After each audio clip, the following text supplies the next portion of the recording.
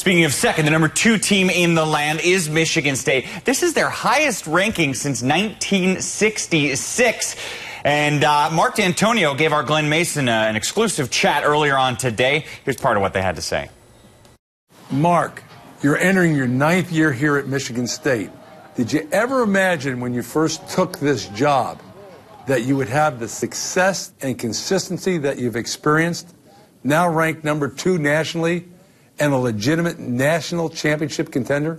You know, that's what we were shooting for. You know, I came from a place, had the opportunity to win one at Ohio State, so I knew it was possible because I'd seen a blueprint basically happen at Ohio State in a short amount of time. So I knew that when you were at Michigan State, you had an opportunity to walk in the door and get your foot in the door in recruiting, that you had a legitimate name walking in the door.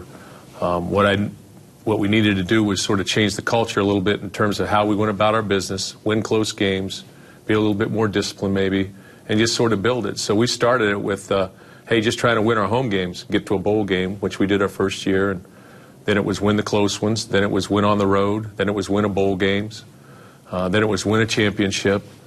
And so it's sort of been, you know, we laid a foundation, and it's sort of been just sort of trying to tear up. So, no, somebody asked me that the other day. It's sort of hard for me to believe because I'm trying to just focus on the moment, really, and understand that, you know, this can all go away like that. As I think about Michigan State before you got here, they always had good players. They had good teams, but it always seemed that they were on the verge of making something special happen. They would self-destruct. There would be that stupid penalty. Something would happen. And most of us around the Big Ten, we'd kind of chuckle and say, well, that's Michigan State. Well, that's not Michigan State anymore. You've changed the culture. How did you do it? Well, I think, first of all, the same 2 things I always tell my kids. You know, if you're more disciplined and more mature, or if you can become more disciplined and more mature, then you have a chance to handle your successes and your failures. And so that's what we've preached. We've really preached that along the way. And, you know, we got our share.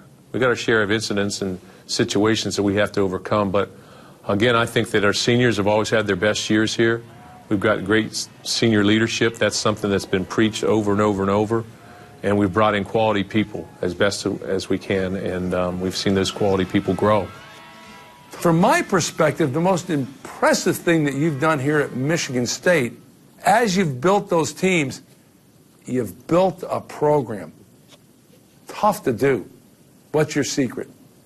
Well, I appreciate that. You know, it's just been one little step after another. A lot of people going in the same direction, and you have to be able to always be able to fight through the adversity. And I think if you can do that, you come out the other end better than you were. And we've always tried to grow from our successes and failures and try and never really, we've always tried to just sort of be leveled with what we've done. I understand, hey, we won the Rose Bowl, but what's going to happen next sort of defines you. And, you know, that's what I learned maybe from you, Mace, and that's what I learned from Tress, that's what I learned from Nick Saban along the way. You know, that, you know, nothing stays the same. It's going to change. So we've been fortunate. We've built facilities here, unbelievable facilities now. We've got good players coming in the program, and we build off each other. You know, we feed off each other. There's just energy here.